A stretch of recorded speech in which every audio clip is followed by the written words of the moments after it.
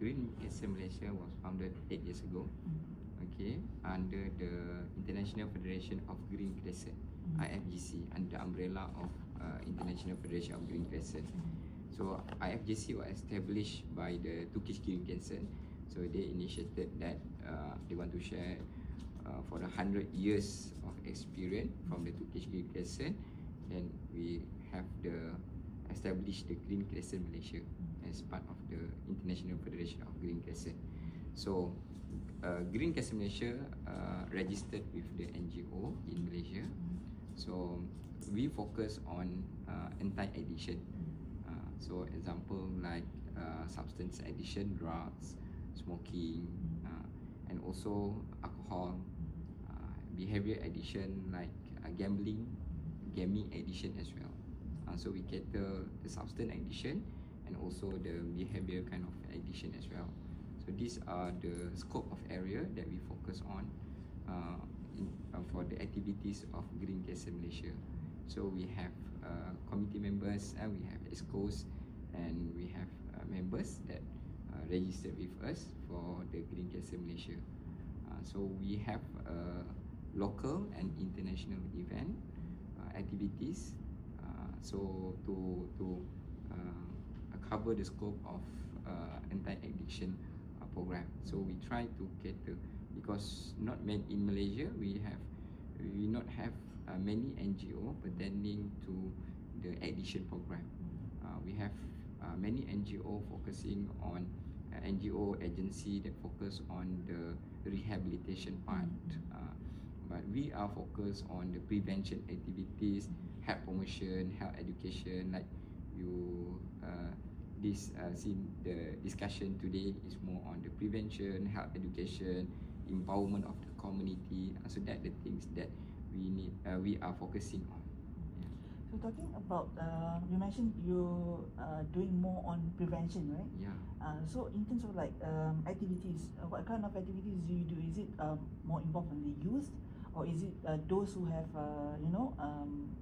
came up from the program? I mean like rehabilitated from the program. Okay. As now for the past 8 years, we focus on the youth program. Start from the school children's, so we go a few schools program. We develop a program, a module for the school children's, and also we empower the youth in the universities, in higher education in the universities. So we have a specific program whereby we not only talking about drugs, the substance introduced, but we are introduce a bit, but we focus on build up the resilience on the youth on this about addiction, and then we empower them on their life skill, so that at the end of the day they have their life skill that help them and to say no to this about the substance, any kind of addiction that will comes to them. So we have other program as well with the community, with elderly events, and also some program that we do for the youth. We have some program specific for the new addition like e-sport. So we have collaborate with the Malaysia Belia, Belia Malaysia. So we are tackling on that kind of addiction as well. So among the e-sport players, gaming, we know that gaming disorder become famous nowadays. And then the recovery as well, we work together with AADK NADA in Malaysia. So we work, we do some of the institutional as well, those who have problems with addiction. But mainly we focus on for the youth program, for the schools and also university students. I just wonder, like when you say programs, like do you mean like a seminar, or do you mean like a group kind of thing? What kind of like programs? Maybe you can give specifics. Okay, programs. We have programs like we do follow up. We have a seminar as well, and then we have a group activities, and some program that we do follow up on the cohort to see the effectiveness of the program. So how do you pick like which group to to get them on board? Okay, so usually we collaborate with the schools. Some schools that request us on this kind of activities, and then we will collaborate with the teachers, and then for university we collaborate with the student affair department and also their counselor. So these are the key person lah that usually we engage with, so that program can be continuously. We can do not only one time, just give like a talk. We prefer that we can do long-term engagement with the school, so that we can see what the effect of our intervention or activities. I mean, okay, in terms of like, okay, you say that what they call it, have been for 8 years, right? So in terms of like throughout the time, how do you, I would say, measure your achievement? I mean, in terms of like, because if you work with rehabilitation, you can see that if the person doesn't do drugs, only you can measure in that way. So in terms of like prevention, right?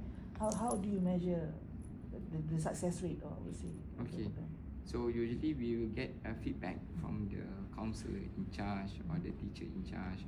So how's the activities and issues in their schools or the university. So usually we get involved with the problem at the schools, so that we can get feedback, the positive feedback, and then if they have the thing that they need, consult us, and so they can consult us as well. So in terms of like, you are also, I mean, Green Crescent is founding member of APFAD, right? So how does that come about, and also how does that help in your work, I would say? Okay, so we started with I mentioned that International Federation of Green Crescent. So with that, they actually encourage us to register with Vienna NGO committee. So we are registered as the VNGOC as well, Vienna NGO committees, and we have the UN ECOSOC status. So therefore, every year actually we have the international event. We participate with international event in UN ODC, CND. We organize the side event. So that capacity actually we meet all around our neighbor countries. So then we meet up with Singapore, we meet up with Philippines, Thailand. So when we are discussing, so we need like the one words that policy, and especially because we are talking about drugs addiction.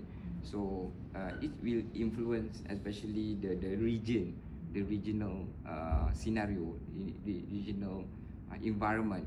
So therefore we need to have some sort of common understanding on the policy on drugs, on the addiction, on substance. So that initiate us to build up all this APCD initiative. Talking about like having common policy, right? Especially in the region that is known as, I would say, a hub, right? Or at least becoming a hub for drugs, right? How important is it to have like some sort of like a standard, I would say, a policy, especially maybe start small with ASEAN and also bigger APEC, right? So how important is it to have like this sort of standard, I would say? I believe that the gateway, the most important part is the policy, the drug policy, whatever. So because these are the things that control the substance, because you can't build how strong you want to build the resilience for the community. Of course, you don't have that capacity enough for that. So the policy is very important. So one country to neighboring countries, we believe that we must have some ground on the policy, same ground on the policy, because this will influence between the countries, neighboring countries. So if let's say our neighboring countries more on the harm reductions and our country is more on the prevention side, so that will be a problem with the neighboring countries. So that therefore we need to have this the same understanding, same words, not exactly the same, but I mean the same understanding on the policy. And even when we are discussing, usually we comparing as well. So as simple as about issues now about vaping, some our countries still allow the vape we sell even in adults and whatnot. So we see at some neighboring countries, okay, so they totally not accept, ban the vape in their country. So that how strong their policy and whatnot. So we should admire those countries that have a strong policy, especially that allow this substance that can cause addiction to our community. Just now you mentioned about about having policy, right? Yeah. Similar or at least some sort of standard. Does this also part of the main reason behind APFAD? Yeah, I would say yes. I would say yes. So that for me is our aim as joining the Green Crescent, joining the APCD, because this is the priority. The policy is the priority. So then we can have the joint statement together to the UN to advocate on this policy. Otherwise, we will be promoting by all these agency that on this selling and the corporate, the cartel on the drugs and all the substance addiction. They will, of course, they will lobbying the countries, lobbying the politicals so on this substance. So we need to do this part. We need to do this part. We cannot only sell like those addiction. We give the antidote. We the addiction we sell the methadone and whatnot until when. So that's the thing. We cannot give we cannot build just community that when talk about prevention, we just say that we build the resilience of the community. We build this. We do some health education. But that is only hearsay. But the effectiveness is actually the policy itself. Yeah. So talking about that, I think just now Minister Shanmugam also mentioned about lobbying, like you mentioned, right? So there's a challenge, I think, even in our region, right, about the use of cannabis, for example. Yeah. Some countries legalize it for health reason and so on. So what is your stand on it, right, in terms of like drug use, I would say, in terms of for health? Okay, so we cannot manipulate the term of medicalize all these drugs. So if we already have the option for drugs, we have some morphine, the opioid group, and what controlled by this substance. So there are many studies actually. A lot of bias shows that benefit of this cannabis and whatnot is actually misuse, and also the preference individual or the those parties that interested on more on the drugs, then they will look on these small studies and on the benefit of cannabis and whatnot. So because they want to promote all these things just because of the profit. All this, we know that this addiction nowadays is brain diseases, change behavior of the peoples and whatnot. So the impact not only to the individual itself, impact to the community, so that the thing that we are worried if we legalize these drugs like cannabis, legalize all this vape and so on. Okay. Talking about challenges, right? For Green Crescent and also on a larger scale, maybe the government or even NGOs or any organization, right? In terms of like drug prevention, I would say, or substance abuse, what is the main challenges nowadays faced by the community? Okay, so of course the challenges as a small NGO, we need to collaborate. We need to buy in the idea and our stand on to the government agency, and so therefore we work closely with our National Anti-Drug Agency under the Ministry of Home Affairs as well. So we do collaboration with them in terms of activities, and then when we organize the side event in Vienna, UNODC, so we do together with our governmental agency, so that they know us, they know our stand, so that we can talk each others in terms of policy, we can support them as well. So that the things. Of course, the challenges for the NGO, of course, usually to scale up the activities like youth program in the national level. We need to have more funds, more support from the corporate as well to have this kind of activities. Talking about funding, right? For NGOs like Green Crescent, how do you fund yourself? Yeah, that is the big challenges for us as well, because we just started, can consider as startup NGO, but our strength is more on because we have many professionals in our NGO, but we offer for others also can join us, of course. So we slowly to do some fund raising activities, doing some workshop, so that how we gain our fund, and we hope that when people see our aspiration, mission, and more corporate will foundation will join us together, so that we can do these activities, this module on the bigger scales. Talking about your mission and aspiration, maybe you can elaborate more on that. Okay.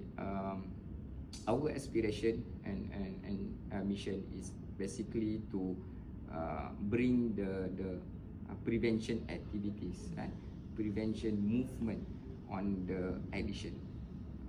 So we can see that in our community, those who are in industrial that selling all the substance is more faster, maybe 10 times, 100 times faster than those are doing this prevention activities. Prevention not focusing on the recovery part, but we have that established in our country.